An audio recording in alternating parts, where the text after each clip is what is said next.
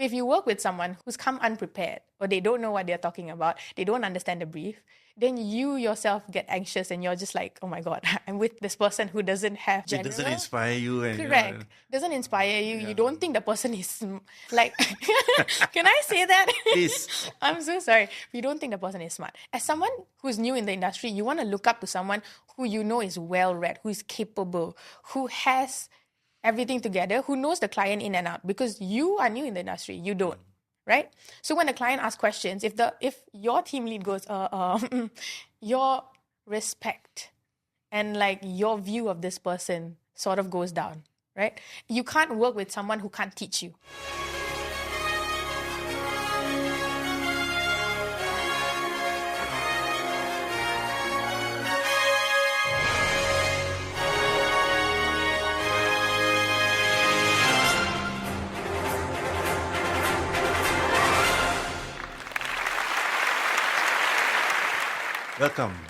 Welcome, ladies and gentlemen, to another episode of the NexGen show. It is in this series of podcasts that we talk to young and eager players in our industry. And today we are very fortunate to have with us Wisha Najmi from the world of PR. So, welcome, Nisha. Thank you so much. Pleasure to be here. Thank you. Why PR? That's a very straightforward question. Why PR? I think then we have to go a bit back to when I was in diploma, right? Sure. So I was doing my diploma and I think I was hell-bent on taking journalism at first. And then we had a couple classes on PR and I was like, this may be a bit more of my thing, right? Yes. And then fast forward that, I kind of sort of knew that I wanted to major in PR. And then I did that, and then we had our internships came up, right? And then we started applying to all these other agencies. And just like everyone else, I did the Googling, top 10 agencies in Malaysia, shortlisted a few based on like Glassdoor and like LinkedIn reviews, apa semua tu. And then I think towards the end, I had one company that I wanted to go to and applied Long story short, they didn't get back to me in time. So I applied to a lot of other places because I started panicking because everyone else started getting interviews. And then I haven't gotten an interview because I was so confident and adamant that I wanted this one. Good. And so I was like, I'm not going to apply anywhere else because this is the one that I want. 3 weeks later, I didn't hear from them. So I texted a couple of them on LinkedIn and be like, hey, a couple UiTM alumni and everything, and be like, hey, I want to apply to your company. And I didn't hear from them so I shortlisted a couple, right? So I went back to the 9 other people in that list, 9 other agencies in that list. And suddenly, when I already secured one place, I was going to sign the paper already. I get a call from the company that I wanted. Yes. And then I blew off the other guy. And I was like, I want you. Well, good. It's good you didn't sign. Correct. Because once you sign, then, it's a matter of honor. Yes, right? Correct. Yeah. When you were looking for like top 10 agencies on the internet, didn't you get confused by the results that you got? Because I that day I typed top 10 digital agencies in Malaysia. Yeah. And when the list came up, I only recognized 2 of them. Yeah, honestly, at that point, it was a bit confusing. There were a lot of other agencies in the list. But I think for me, what really helped me narrow down the best agency was I stalked their website, I stalked their clients, I saw what they were doing. And then I also checked up on Glassdoor to see, if they abuse their interns or anything. And then, it was not a very direct thing. So it was a very whole research, I would say. I was like, did they abuse their interns? Because then this is not in my short list. Yeah, a lot of employers are scared of Glassdoor. Yeah, correct. As they should be. It's a trustable source, man. You had experience recently, you were telling me earlier about the media convoys. Yes. Tell us more about that. Yeah. Yes, so this was really, really exciting. I think this is one of the most memorable events that I actually handled together with my team because this was the expansion of the EV charging stations, right? So instead of just saying hey, this is a launch and then just buat ribbon cutting, right? So we brought the media alongside the journey to actually experience it firsthand. The challenge that we had here was timeline. The brief came to us a week before Ramadan and they wanted to do it like 2 weeks-ish before Raya. And then I just looked at my manager and be like, how are we going to pull this off? Like, what are we going to do, right? And then he was like, don't worry, you got this. And I was like, kau bagi aku kata-kata semangat je. Like, I need more than that. And then I think that's where we really used our media relation skills, right? Because we already have a list of contacts. And then he was like, how many do you think we can get? And what do you think is the... And then I was like, okay, I think we can get X amount of numbers. At least 90% of them will show up. Because I was pretty confident in the list in my head. Because I was like, I know a couple of people. Because this was the auto industry, right? So like for me, I already have like a list of people in my head that I knew if I called them, if they had time, they would do it. But my biggest concern was because it's during Ramadan, 2 weeks before Raya, like how do I convince them to take 2-3 days off and like come for this convoy? Yes. Okay. Dah lah puasa, panas pula tu. Yep. In the car. So I think I was really, really grateful that it, Alhamdulillah, it went smoothly lah. He was right. He was like, you got this. Kata-kata semangat tu worked, I guess. So you traveled all over Malaysia? Yes, I did. East Malaysia? I'm from East Malaysia. I know. Yeah. Miri. Yes, Miri. So this was just Peninsular Malaysia, yeah? This is just Peninsular Malaysia. So we did like it was an expansion from like East Coast to West Coast macam tu. Nice. So now it's fully connected. You've been in now about how many years in the business? About 4. 4. Almost 5, yeah. And where do you see yourself maybe in a year's time? Still in the PR industry. I really love where I am. Hopefully that doesn't change. But yes, I really do love where I am. So definitely still in the PR industry.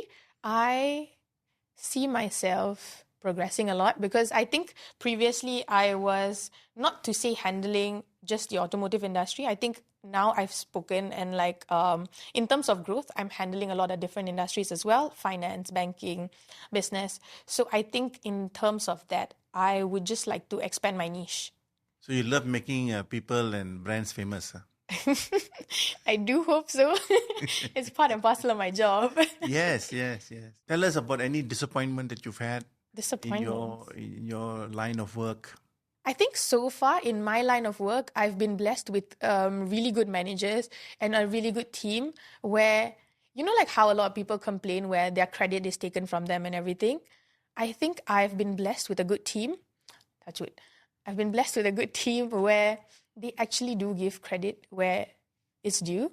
My manager says like, oh, Wisha, well done. She did this. She managed to achieve this for like a specific campaign or an event. So if there's a credit that needs to be put like my name on it, like he or she has said it. So I'm quite grateful there. Okay. Yeah. Manager, please take note and give her an increment. She never said anything bad about you. Yeah. Managers. Managers. Tell us about a moment where you felt that there's something you want to change in the PR line, which would make things better. I think initially coming into the industry as an intern, I was very, very confused in all like how the things work and everything. Because everything that we learned up to here, right, was very theory-based.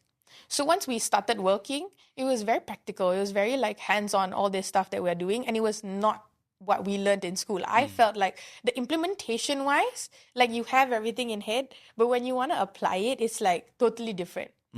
So I feel like maybe in terms of guidance, that would have been like that we got earlier, so we're not like thrown into the ocean blindly without swimming, right? But thrown into the ocean nevertheless.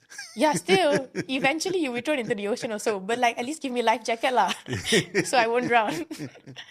My initial years in the industry, I was very blessed with a team that really guided me in a sense where they're like, it's okay, this is how you do it, that's how you do it. So they did throw me into the ocean, but they gave me a life jacket, which I am very grateful for. Wisha, can you share with us what is it that you look up to when it comes to leadership? So usually, right, when you look up for a leader, right, you look at someone who's like the team lead, right? The first thing that comes to mind is a team lead. But not everyone is a born leader. And when I am working, as someone who is fresh in the industry, right, when I am working with, let's say, the team lead, my manager, senior, whoever it is, you want to walk into the room when you are talking to client and feel like, you know what, this guy got this, this girl got this, right? But if you work with someone who's come unprepared or they don't know what they're talking about, they don't understand the brief, then you yourself get anxious and you're just like, oh my God, I'm with this person who doesn't have their thing together, right? It doesn't General. inspire you, and Correct. Doesn't inspire you. Yeah. You don't think the person is like, can I say that? Please. I'm so sorry. You don't think the person is smart. As someone who's new in the industry, you want to look up to someone who you know is well read, who is capable, who has everything together, who knows the client in and out, because you are new in the industry. You don't. Right?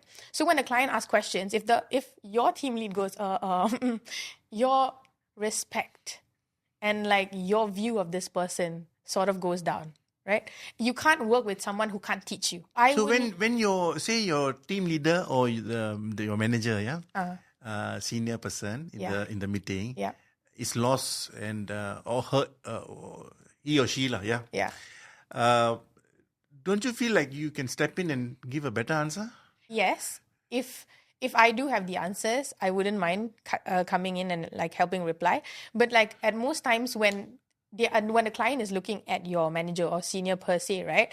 I don't think that I could just sidestep.